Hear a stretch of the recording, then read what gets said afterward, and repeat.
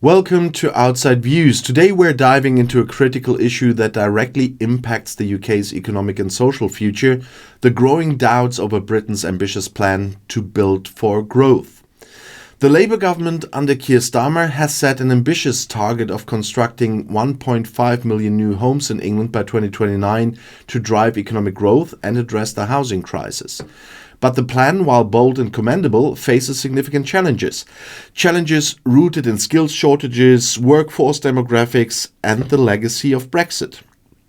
In this discussion, we'll unpack the historical and political context behind this housing plan, explore the hurdles it faces, and consider whether these ambitions are achievable or destined to become yet another unfulfilled promise.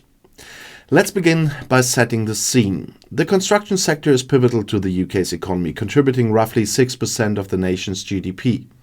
But its importance goes beyond mere numbers. Construction underpins other sectors by building the infrastructure necessary for economic activity, from housing to transport and industrial facilities. It's no surprise then that Keir Starmer's Labour government has placed construction at the heart of its strategy for economic growth. Starmer's election victory in July was built on promises of a better future.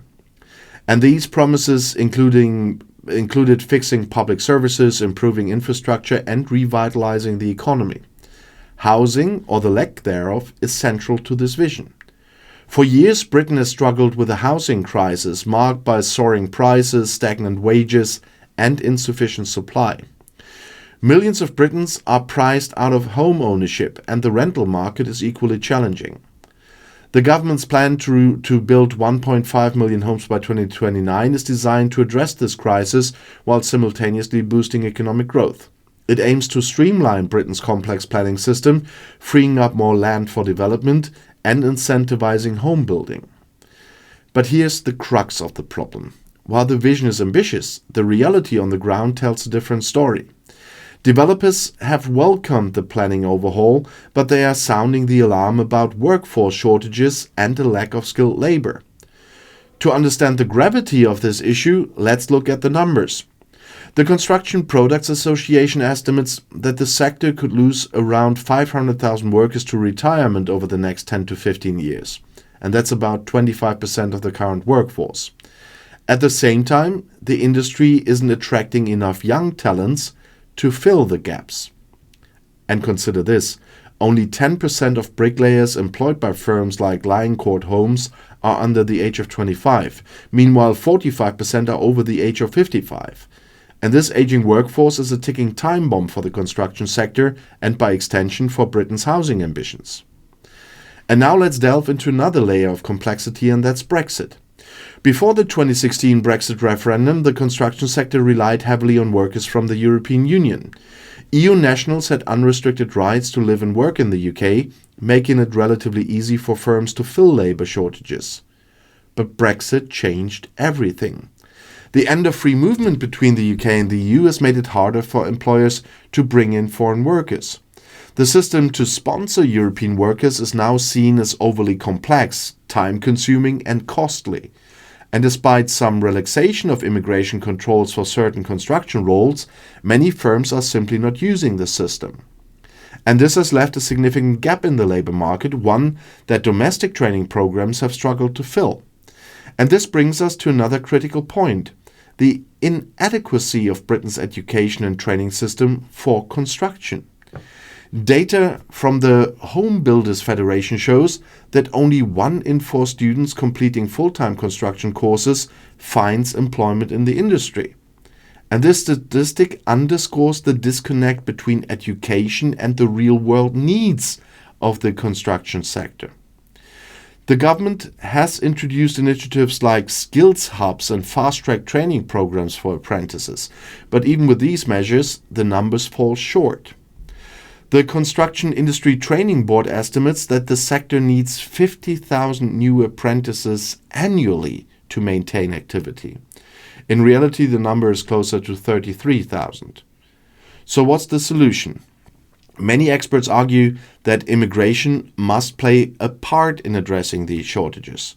But this is a politically sensitive issue, particularly for a government that has pledged to reduce record levels of migration.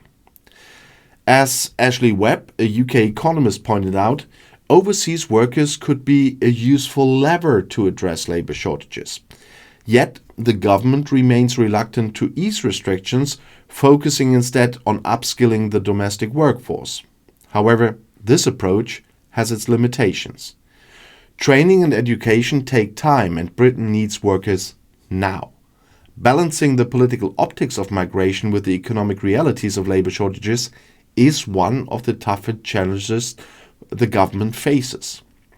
But the labour shortage isn't the only issue threatening Starmer's housing ambitions. The industry also struggles with a lack of diversity. Only 6% of construction workers come from Black, Asian or minority ethnic backgrounds compared to 18% of the general population.